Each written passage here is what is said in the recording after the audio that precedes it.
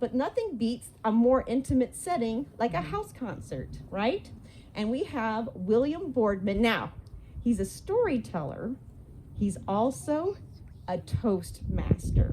So between those combinations, the communication skills in him, but he loves to connect. You'll kind of notice that he has a certain personality, and I'm thinking we need to bring him to the stage. So let's welcome William Boardman.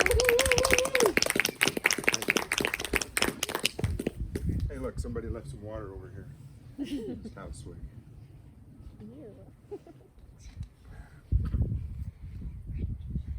Well, I know I promised you a tall tale, and so tall tales are really unbelievable. That's why I said, when you come to a storytelling, you got to be ready to suspend your disbelief for just a little bit there and just kind of have fun with it. But psychologically, it actually has another little effect that helps you feel better about life. Listening to some of these tall tales and fairy tales, they have an effect on us. So.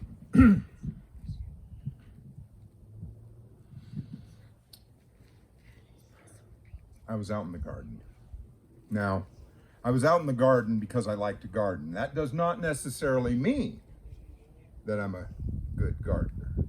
However, this day I was out in the garden, and I was out there, and I was in the herb garden. It's a little square foot garden plot that I have set up, and I was out there and I was pulling out weeds because that's what I grow best. I grow weeds. And so I was out there pulling the weeds, harvesting the weeds, I guess you should say, harvesting the weeds.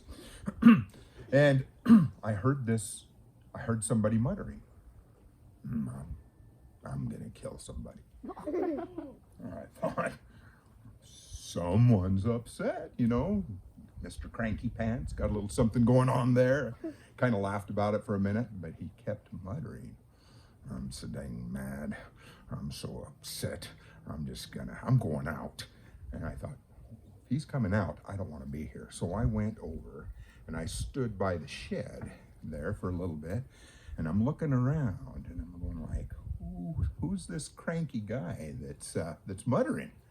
And about that time, my cat Goldie came strolling up here behind me there, and I'm looking around, and then I heard it again. I heard, oh, I'm gonna get somebody. And out of the corner of my eye, I thought I saw, was that a wasp? No, that kind of language? That had to be a killer bee, right? I thought, man, a killer bee's out here. I don't want to be here in his area. So I thought, I'm just gonna go in the house. So I started to back up a little bit, and I tripped over Goldie. And I started to go back, and I heard this voice again, and it says, I'm going to do you in right here, right now.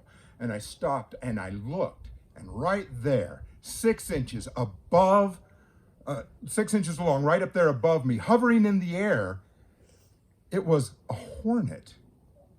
No, not an ordinary hornet. It was a murder hornet. And that scared me more. I backed up and continued my fall. And I started going back. And I hit the ground. But when I hit the ground, I quickly rolled to the side just in time. That murder hornet came down tail first. Bam! Hit the ground and dust went flying. I hurried and got up on my feet. And me and the cat started running for the house. We were running. We got to the house, opened up the door, slammed the door. Bam! That hornet, that murder hornet, hit that metal door like a sledgehammer. It left a big dent in the door. I looked at Goldie. Goldie looked at me. I says, Goldie, if he finds out about the windows, we're done. Well, about that time, that murder hornet hit that door again. Bam! Another great big dent right there in the door. And that's when it hit me. No, not the murder hornet. A memory. memory of when the tiniest drop of a drop of Hank's insanely hot sauce had landed in my eye. And how painful it was. The heat, the searing, the burning for 16 hours of pain. Oh. And so I went and I ran to the fridge and I opened up the door. And right there on the second shelf, a double-walled titanium steel case with reinforced hasps and hinges. I got it, I pulled it out, I set it on the ground. I undid the hasps and I opened the lid. I then quickly grabbed a welding hood and put it on, and 2 asbestos mittens. I reached inside and I pulled out a bottle of Hank's insanely hot sauce. It was difficult, but with my mittens, I took off the top of that and I went to the door.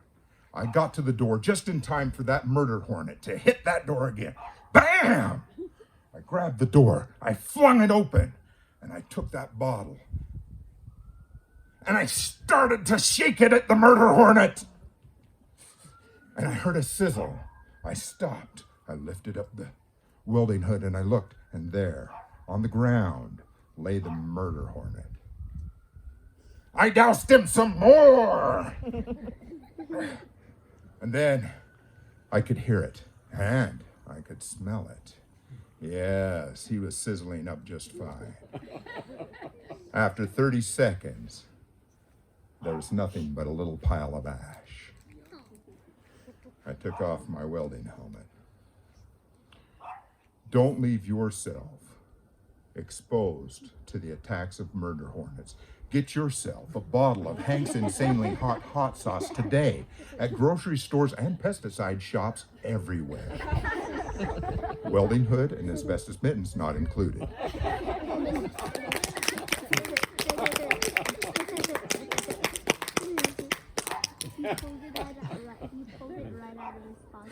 Now I've got to be careful about which bottle I drink from.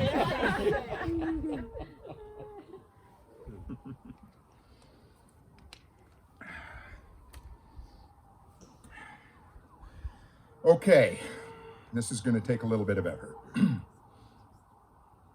Number one, we're going to have to help catch that crook.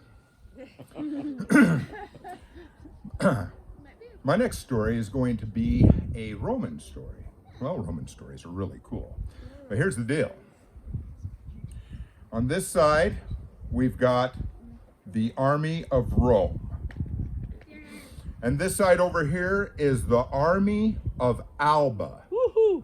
2 cities that are not that far from one another. And they do have some relations with one another. Rome actually was started after someone had left Alba.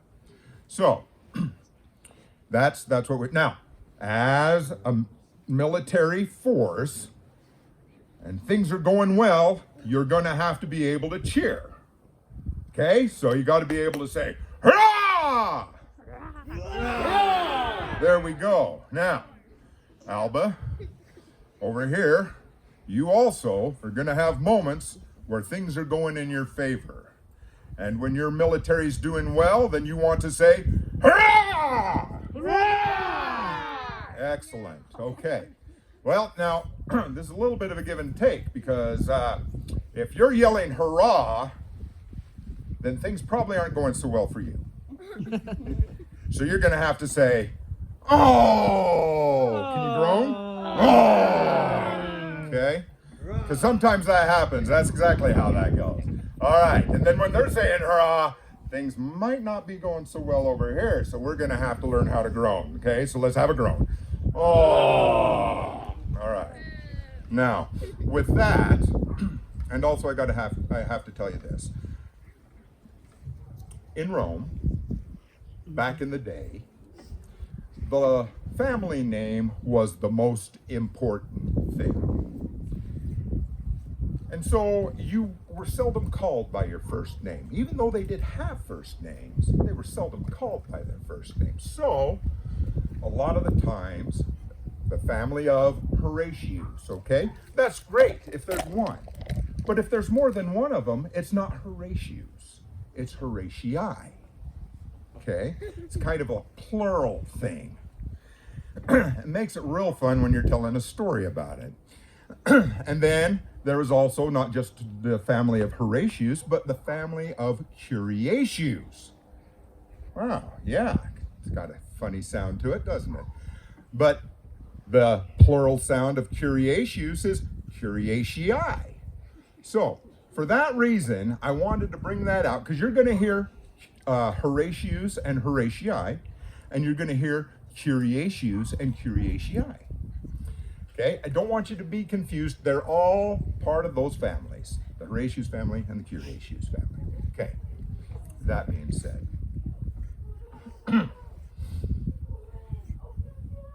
Camilla,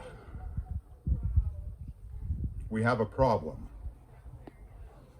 The city of Alba and the city of Rome are starting to fight with one another. I don't know how much longer I'll be able to come over here safely. I'm afraid that it'll be a while before I see you again. Oh, Felix, I'm sure it's just a small tiff and it'll soon be forgotten in no time whatsoever. By the way, I have been working my fingers to the bone in order to make you this.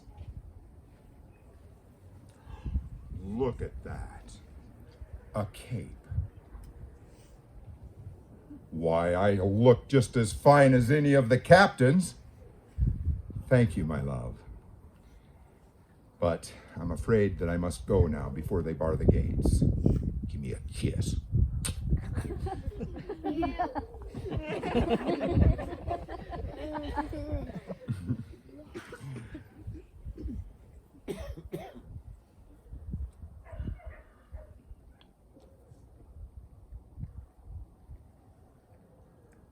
There's a problem. There's a problem in Rome. They've all become weak. They've all become soft. Many a time I hear people say to me, Tullus Hostilius, you're just as warlike as Romulus himself. Others have said, you're as warlike as Mars, the god of war. I know they're just trying to flatter me. But I'm telling you, we are going to lose our freedom if we are not able to defend our city. And so we must remain in fighting shape. And that's why I need a war. As a matter of fact, it's well known that the Alban peasants have come over and pilfered things from Rome. It's also well known that Roman peasants have gone and pilfered things off of Alba.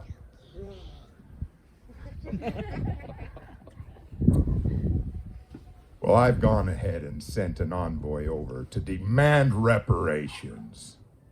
Surprisingly enough, they have sent envoys over here to demand reparations. And when they came over, I rejected them. And then I sent out a declaration of war. War will commence in 30 days.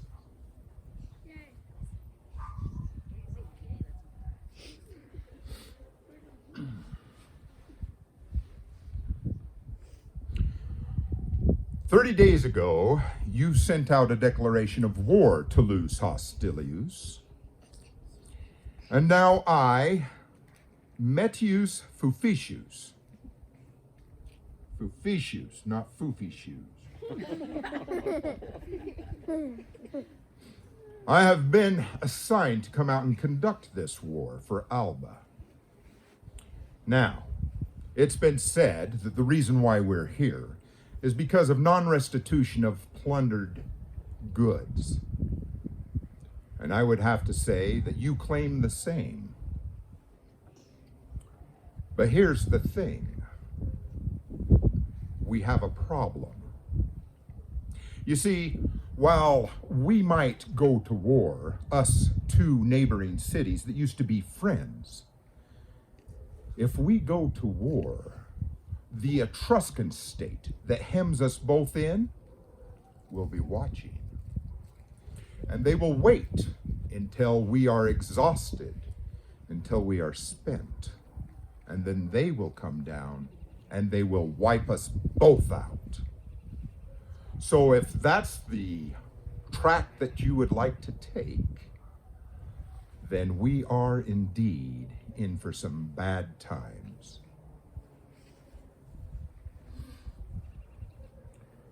I can see the wisdom in what you have to say, Metius.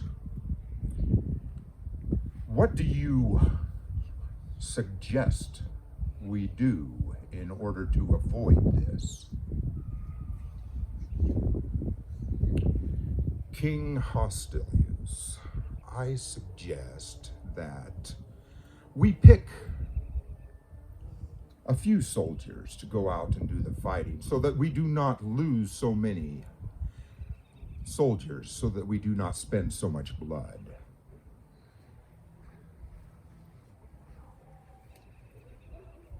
Okay. And how many soldiers do you suggest? 3. I suggest we send out 3 soldiers to fight this battle.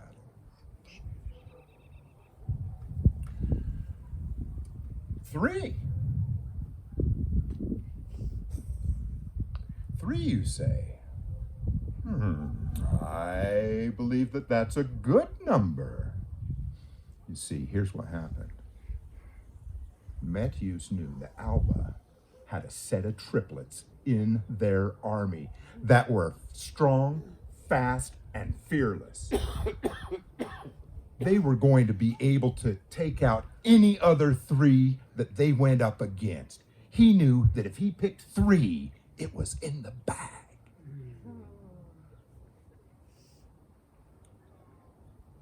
But King Hostilius happened to know that born in the city of Rome was a set of triplets called the Horatius, and they were the pride of the Roman army.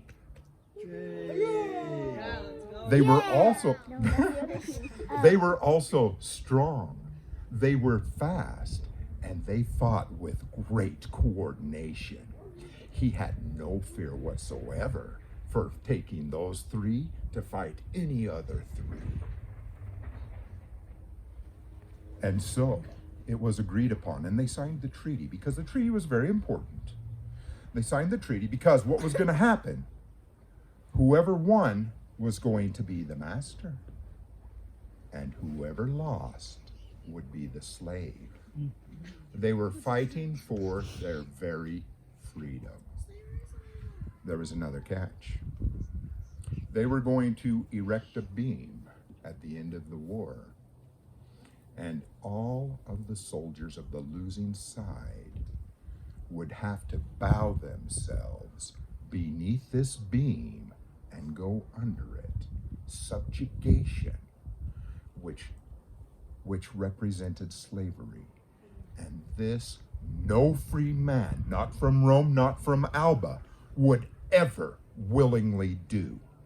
They were all about their freedom, and they would never subjugate themselves. So,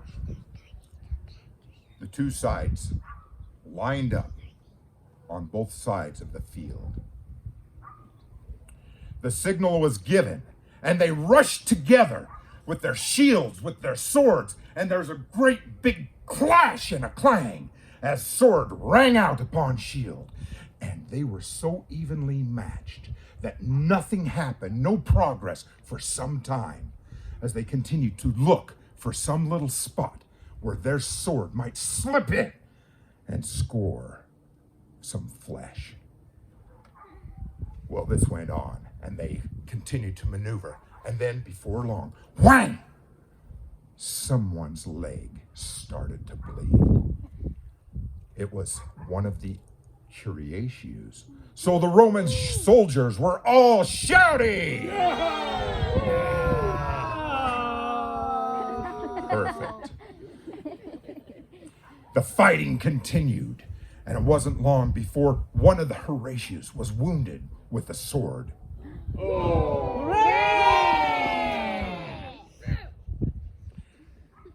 The fighting continued, and then another of the Horatius was wounded. But it didn't take long for there to be some retribution, and one of the Curiatii was wounded and bled out on the field. Not out completely, just bled onto the field. So, yeah! No!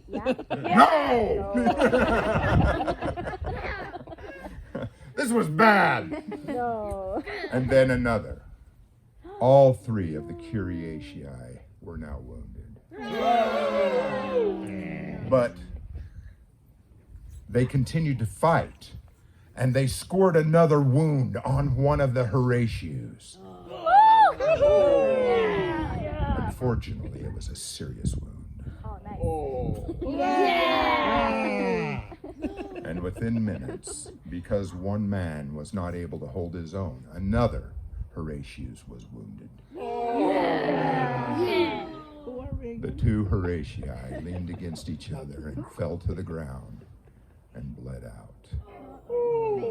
That left just one Horatius and 3 Curiatii. This was a problem. Horatius looked, and he saw the 3 Curiatii, and he did what any smart individual would do. He ran. Boy, did he run. He ran. And he ran. And the Alban army started cheering on the Curiatii. Go get him! Go get him! The Romans were like, it's going to end sooner or later, but yeah, drag it out a little bit. But he started running, and the Curiatii came after him. Now, they'd been wounded in varying degrees, and it started to become apparent as they ran across the field, and the gap between them started to grow. Well, Horatius looked back, and then he slowed down. He slowed down until he could hear a Curiacius behind him. And he waited, and he waited, and when he was just about upon him, Horatius stopped, pivoted, and thrust in his sword. Caught him midsection. It was a serious wound. A few more strokes and clangs of the sword, and before you know it, Horatius had completely destroyed the Curiacius. He lay dead, but Horatius didn't stop. He quickly ran to the next one. And as he came upon him, with his momentum, he ran into him and knocked him down, spun around, and as he was getting up, started making slashing and stabbing. It was hard for the Curiacius to defend himself. He was wounded, and then he was dispatched. One left. The Horatius headed for the last of the Curiacius. And as he came upon him, this soldier was so wounded, he could hardly even hold up his shield. He fell down to a knee and then down on his shoulder. And that's when Horatius stepped upon his sword. And he lifted up his sword and he proclaimed, "Two I have sacrificed to the shades of my brothers, and the last I shall offer, that the Roman may rule the Alban." And he stabbed him in the neck.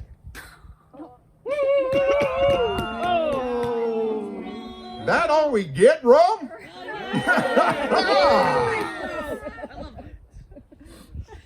We had a hero, Horatius, a name that was yelled out loud. The city of Rome could hear it from the battlefield. They could hear it in the city. They were shouting out his name. So sorry, Alba. Well, he went about and he started collecting the spoils that were his. Trophies that meant something because of his valor and his bravery. He gathered shields, he gathered swords, he gathered armor. And with that, he walked ahead of the army and headed back into the city of Rome. Back at Rome, up on top of the walls, people were already shouting, "Horatius! Horatius! Horatius!" Little kids were up there on the battlement. "Victory! Victory! Victory!" As Horatius came into the city carrying all of his spoils, just triumphant, at the gate was his sister, and she saw amongst the spoils a cape that she had made. Uh-oh. And she cried out, "Felix!" She cried out his name again, "Felix!" And she ran and started assaulting her brother. Horatius had just come back from battle. He had already been assaulted, and now as he was being assaulted by his sister, he took a sword and he thrust it in her midsection. Oh. And he said, "Curse you in your ill-timed love. As little love as you have for your two brothers who just died out on the field and the one who came back alive. Little love as you have for your city of Rome, and so die every woman who mourns the enemy." Now, people were shocked. People were appalled. Because the one thing they understood was that the army, the soldiers, were there for protection. And the one thing that they would never do was harm a citizen, because they all believed in freedom so much. So when this took place, that was an act of treason. They disarmed Horatius, and they put him in prison. And he waited trial, and this trial would be conducted by the king because it was an accusation of treason. But the king, who so loved this brave soldier, could not bear to bring the sentence of death upon him. So he assigned 2 judges to do the judging for him. They would be trying Horatius for treason. Well, they took it upon themselves to assume that, hey, if we've been put in charge of this and he wants us to try him for treason, we better find him guilty. And so they found him guilty. There was a problem. Tullus Hostilius did not want him to be found guilty. So he told Horatius, look, appeal to the trial of the people. And so he appealed. And there was a trial held before the citizens of Rome. And he went there, and his father spoke for him. And his father said, "The death of my daughter, though sad, was justified. The house of Horatius has given much for the freedom of Rome. 2 sons have died on the field of battle the same day my daughter was killed. And today, my son, my last remaining son, is threatened with death. Must I lose all of my children? Must the house of Horatius pay such a tremendous price?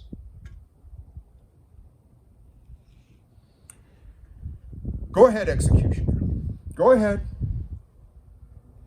Bind the hands of Horatius and have him scourged right here beneath the gallows. Right here, by all of the spoils, the monuments of his greatness. No, not here. Then outside the city wall. Let's take him out there.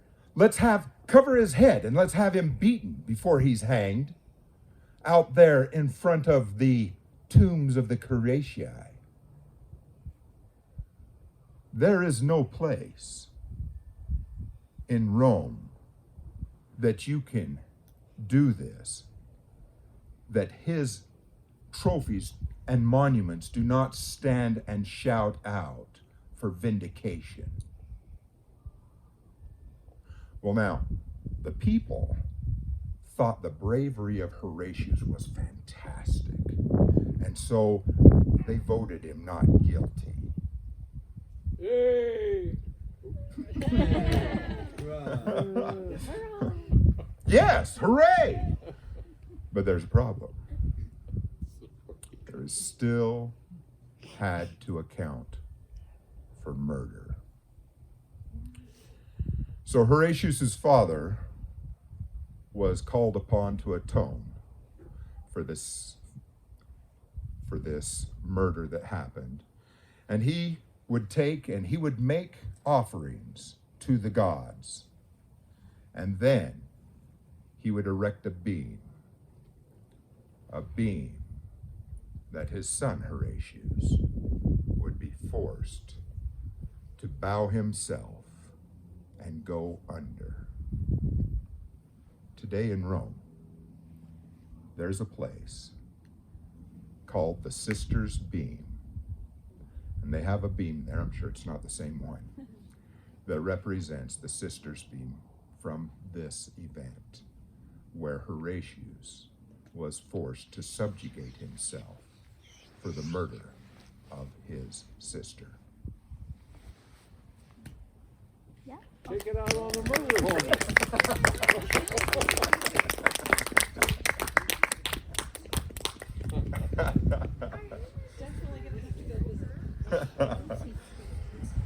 So, all right. Well, I believe I also promised you an old story. This old story is an old story to me. John Mortimer Malachi Mortensen. John Mortimer Malachi Mortensen was a very smart young man. He had recently graduated from the highly esteemed University of Georgia. John Mortimer Malachi Mortensen was also a very good young man. He was religious. He loved to go to church, and he loved to hear the stories from the Bible. Well, one day, it was a fall day, John Mortimer Malachi Mortensen went for a walk around his daddy's vast estate. It was a beautiful day, and as he finished his walk, he came walking back towards the house, and there behind the house was a garden. It was a good-sized garden. Part of it had been harvested. There was still more to do. There were tomatoes. There were peppers. There were melons. There were squash. There were peanuts. And there were pumpkins. This was an especially good year for pumpkins. And John Mortimer Malachi Mortensen decided to just take a moment and take this all in. So he went ahead and he sat down beneath this great big pecan tree. It was a very big tree, a sturdy tree, and he leaned up against the trunk of that tree and he looked out at that garden and he was admiring those pumpkins.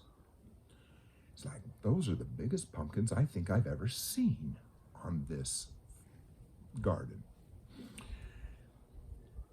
And as he was looking at them, they were so big, they were so good shaped and colorful.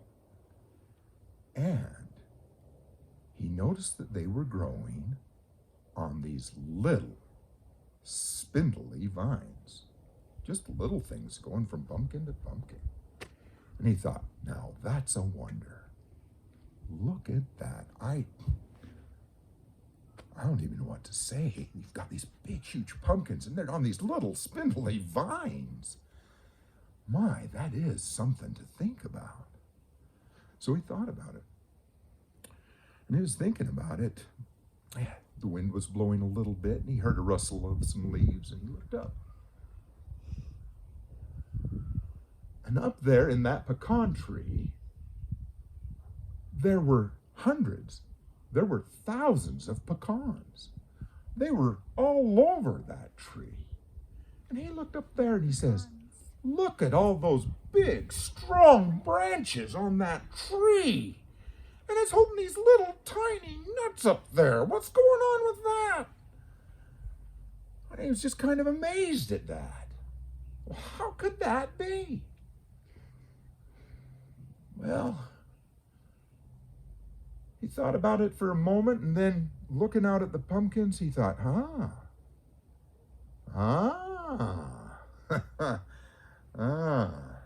Now, if I were God, I would have put those pecans on those spindly little vines. That makes sense. They're small. Spindly vines. Small pecans. That makes sense.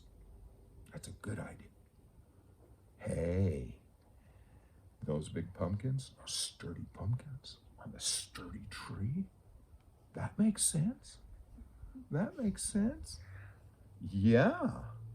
And he started envisioning these pumpkins just on a stout tree. And he thought, man, a pumpkin tree. That's what the world needs, is a pumpkin tree.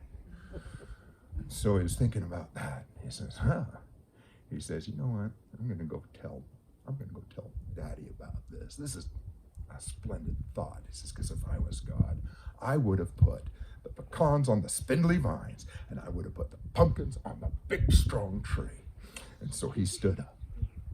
And at that moment, a pecan from the uppermost reaches of that tree came screaming down and hit him right on the head. Ow, he says. Oh, wow, that hurt. Yow!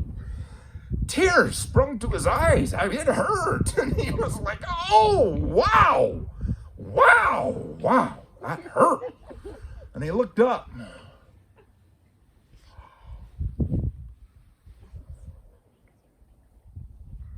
He bowed his head. Oh, Lord, please forgive me. I am not a wise man.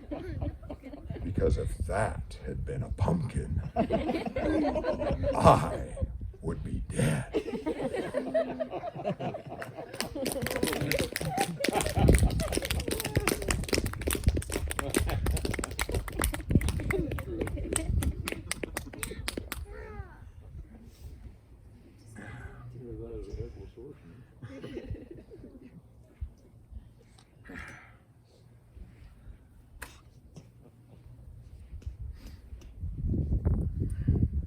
Sometimes you come upon a fairy tale and it's like, why have I never heard this story before? I don't know. You guys grow up with fairy tales? Oh, yeah. Yeah. Okay, what kind of fairy? I mean, I think that we'll probably get along with Cinderella, Sleeping Beauty, right? What are the others that you grew up with? Snow White? Little Mermaid. Oh, Little Mermaid. Little Mermaid. That's an interesting one, yeah. Rapunzel, Rapunzel. Oh, yeah. Let's not forget Rapunzel, and Disney, I thought, did a fun job with that one. What was that one? Tangled. Ah, the Snow Queen, like Frozen, right? Yeah. Let it go. Let it go. What else? What other stories do you remember growing up?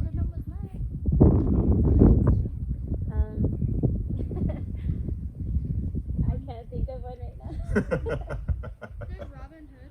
Oh, yeah. My dad liked that. Yeah, Robin Hood. He never really grew What's that? Oh yeah. Rumpelstiltskin, yeah.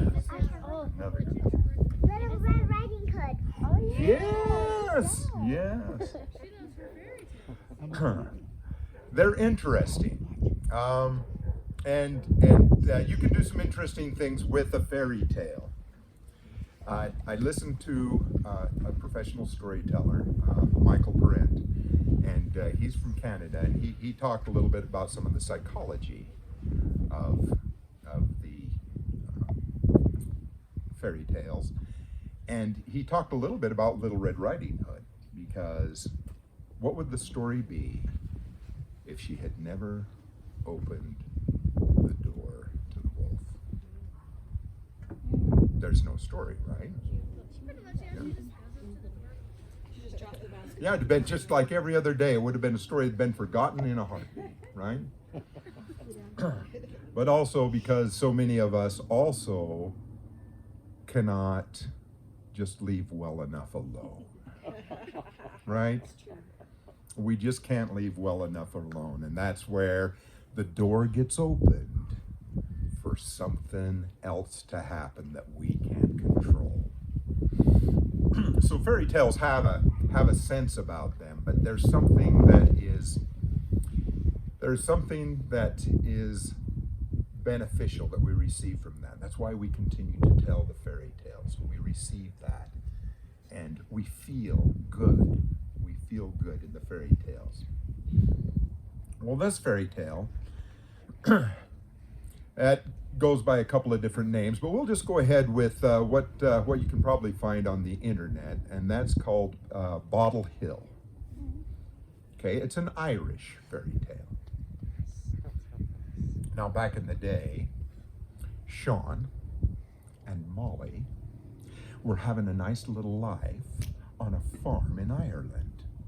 And the thing about Ireland is that there were a lot of people who owned land and then rented it out. The problem was you had to make the rent, because if you didn't, you became homeless. And that's the situation that Sean and Molly were in.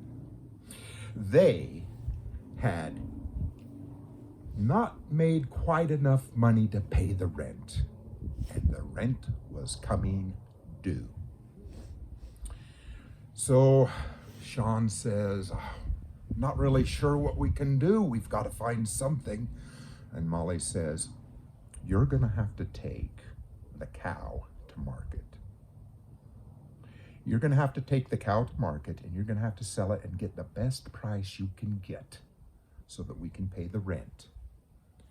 Sean says, oh, Molly, the kids really like the milk. I don't really know if the cow's the right thing. Sean, if you don't sell the cow, if you don't get good money, then we won't have a roof over our heads. We will be out on the street. And it doesn't matter if you have a cow if you're out on the street, Sean. Sean decided to take the counseling his wife was giving him. And the next morning, he took the cow and he started towards the market. And he was kind of not paying attention. He was going slow so the cow wouldn't get tired, but he did have a fair way to go. About halfway, he started up a hill. And as he started up the hill, he thought, you know what? I'm just going to sit for a minute and rest, and then we'll go on the rest of the way. And as he sat there, and he started talking to the cow, and he said, really sorry that we have to sell you, because it's just not right. It's just not right to work so hard and not be able to support your family. It's terrible I have to sell you, and then we won't have the milk for the children.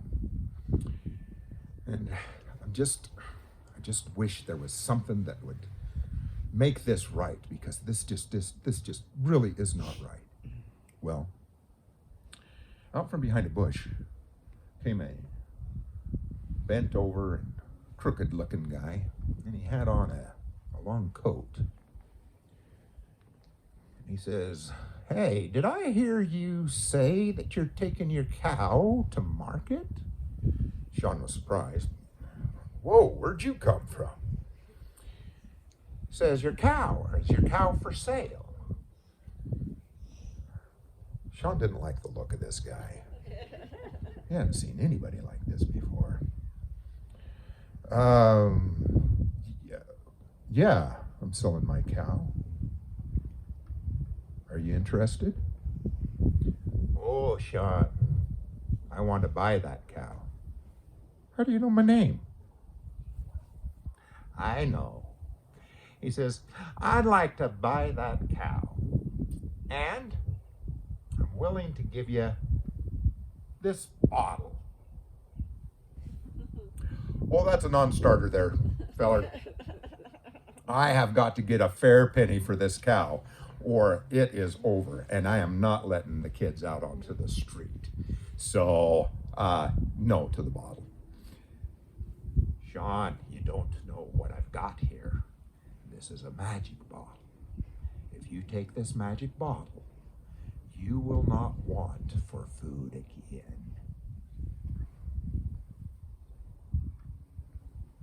It sounds like rubbish to me. I don't think I can take that. "All right, but you can't be sure that when you get to market, there won't be many people selling cows. What are you going to do then? What if the cow dies on the way? What are you going to do then?" "If I was you, Sean, I'd take the bottle."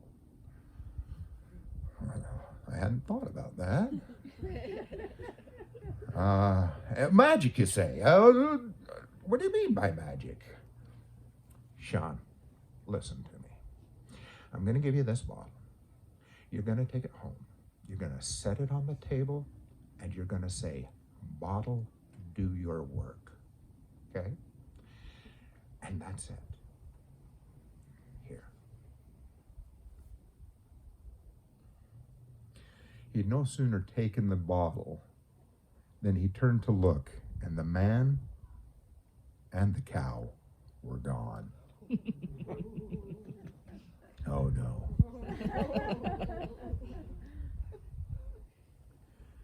Well, it was a slow walk to get to that hill, but it was a slower walk home. But he did make it home.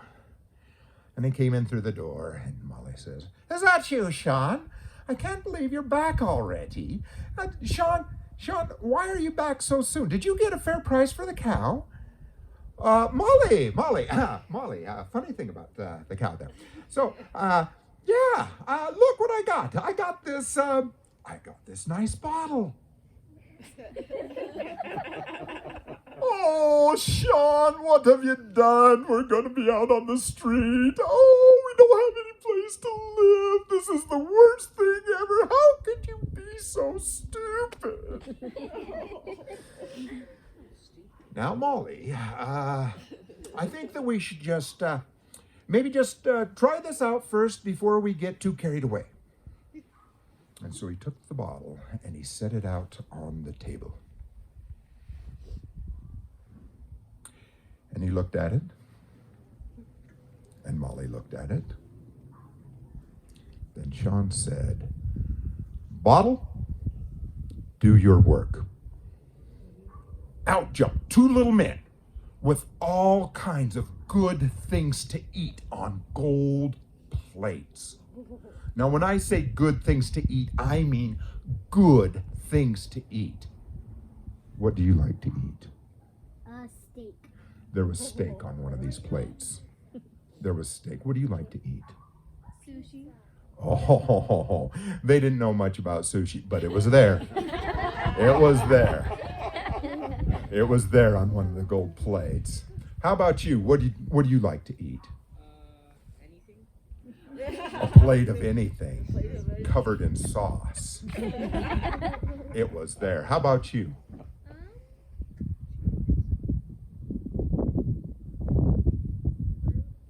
Fruit. All right, I'll go with you for fruit. I'll cover for you this time. There was a bowl of fruit there, and also a plate of chicken nuggets. There were so many good things out there. They were delicious, and not to mention the gold cups that had milk in them. Oh, they sat down and they ate, and then they sat there and they were a little bit nervous. What happens next? Nothing.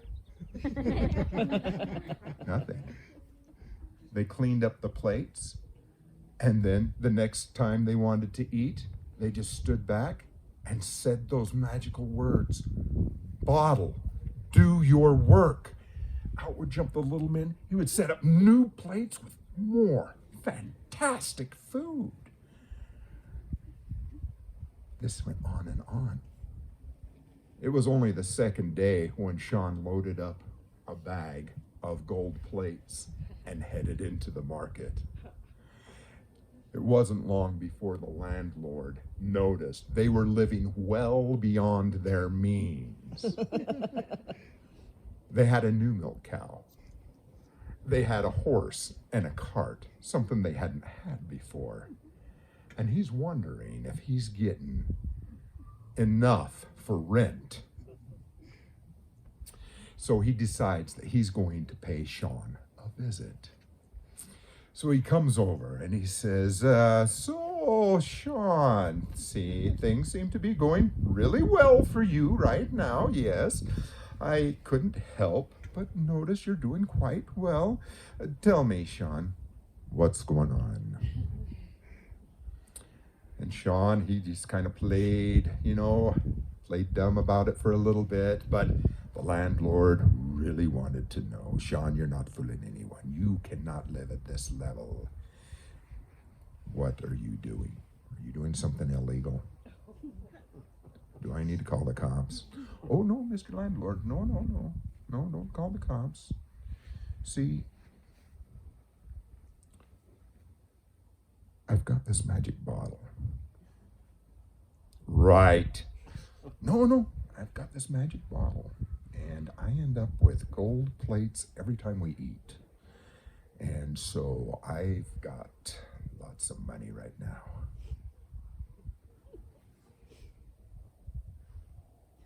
Show me this bottle. So Sean showed him the bottle. The landlord was absolutely wowed and wanted it. And so he says, you know what, Sean? You've been a fairly good tenant, and I'd have to say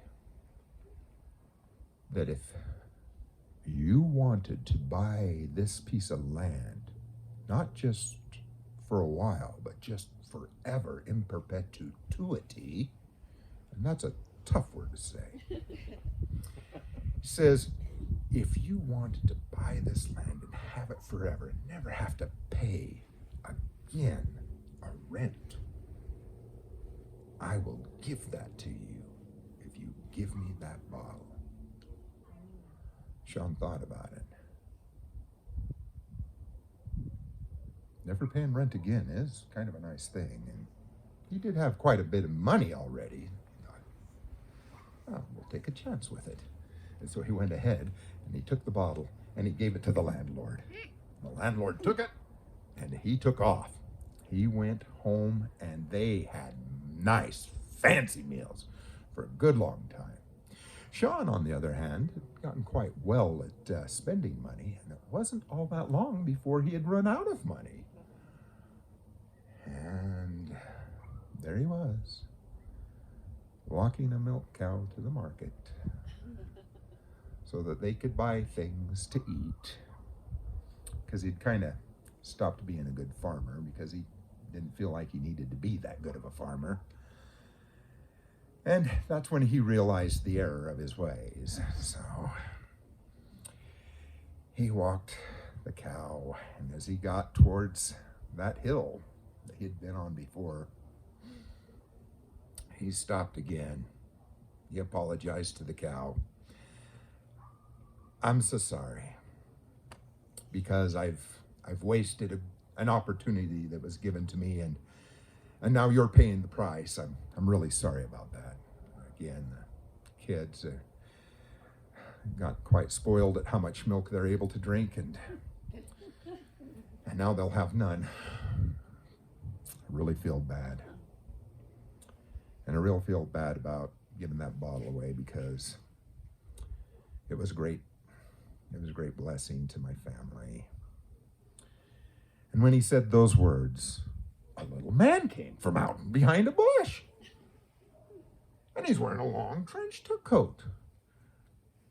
Sean looked at him and said, hi, my friend. He said, I'm so sorry. I've squandered what you gave me.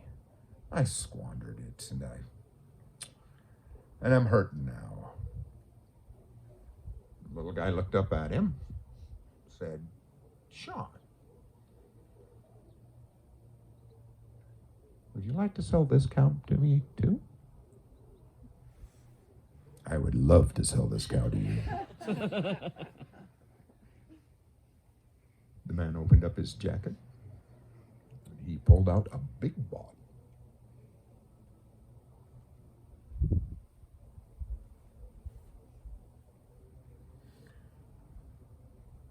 This is a big bottle. It is a big bottle. Same instructions apply.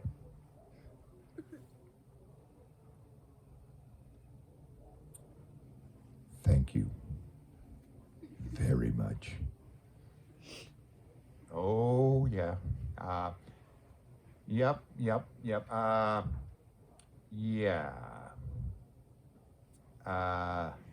Good luck with that. And so Sean thought he was happy, and he took that big bottle, and he took it on home, and he took it there, and he set it up on the table. And he says, Molly, come out here. Molly comes out, and she sees the big bottle. And, what's this you've got, Sean? Oh, Molly.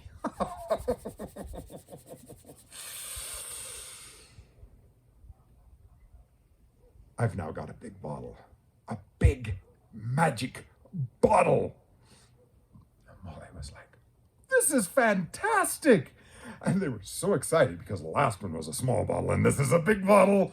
And so Sean said the magic words. Do you remember the magic words? Bottle do your work. All together though. Ready?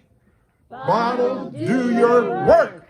Out jumps two great big guys with cudgels. Sticks with big knobs and stuff on them. And they started beating everybody in sight. And not just a little bit. They were relentless. Bam, bam, bam. Next one. Bam, bam, bam. Nobody could seem to escape. Man, they were beating them left and right. Upside down. Up and down. Oh, Sean lost a tooth.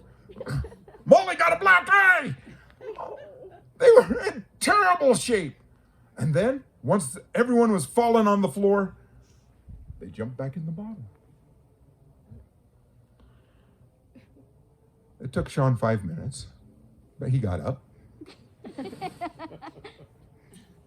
He rubbed his head and his side and his legs and his butt. Can't remember the last time he had taken such a beating. Like, wow! Molly, I'd have to say that serves us right. He says, but I've got an idea. Oh, no.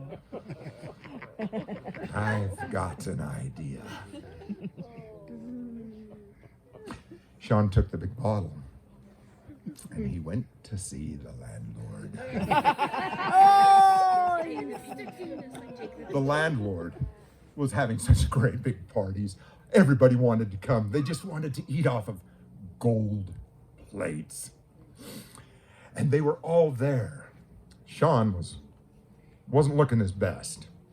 And so he went and knocked on the door, and somebody answered the door and says, "I'd like to see the landlord." He says, "Please, wait in the hall." So Sean waited in the hall with the big bottle. Landlord came out. "Sean, you've looked better." I felt better. "I just wanted you to know I now have a large magic bottle." And the landlord's eyes got big. He was just wondering what might happen. "Sean, what does it do?" Sean says, "How about I show you and all your guests?" The landlord said, "That would be great." And so Sean took it in to the fancy room with all the fancy people and all the fancy plates. And he set the big magic bottle in the middle of the table. Sean then backed up a ways and said, what did he say? Bala, do your work. Yep, and out jumped those two big guys with cudgels. Started beating everybody in sight. Sean went and hid behind a curtain. Man, they were beating them left and right, up and down. Man, their glasses were flying across the room, and there were teeth falling out of mouths. There were people screaming. There were limbs that were twisted. Oh, it was horrible. It was horrible. People were screaming. They were screaming. They were screaming. It was the best. And they were just begging and begging and begging. "Please make it stop. Make it stop. Make it stop." The landlord said, "Sean, make it stop." Sean says, "I can't make it stop until you give me back my small bottle." And the landlord said, take it, just make it stop." And so Sean said, "Everybody lay down." And they all lay down on the ground. And the two men jumped into the bottle. Sean grabbed the big bottle, he grabbed the little bottle, and Sean went home. Now, in an Irish tale, they like to tell you a little bit more about what happened. So they were very proud about having those bottles. And those bottles, because the plates had gathered so much, there was no need to get more plates. They had so much money that they just lived off of the money. And they kept those bottles, and they kept them, and they sat there for a long time. And then after two generations, they were the staff was cleaning up and tipped over the table that had the bottles, and they broke. And that's the story of Bottle Hill. Very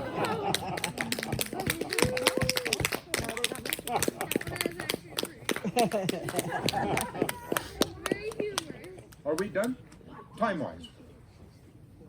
Over? Completed? Up to? Yeah. Okay. I just want to make sure I didn't want to stop short. You're good. Okay. All right. Well, thank you so much. I appreciate you coming and listening to these stories. It's been a joy. Now, I have to tell you, this story Crossroads, I heard Rachel say that, this started, quite a while ago, and we weren't quite sure and stuff like that. The lifeblood of Story Crossroads is the blood of Rachel Hedman. Yes, she has breathed life into this, and it is life solely because of Rachel Hedman. She has done everything she can for this. Thanks for coming out to this, and please give Rachel a big hand.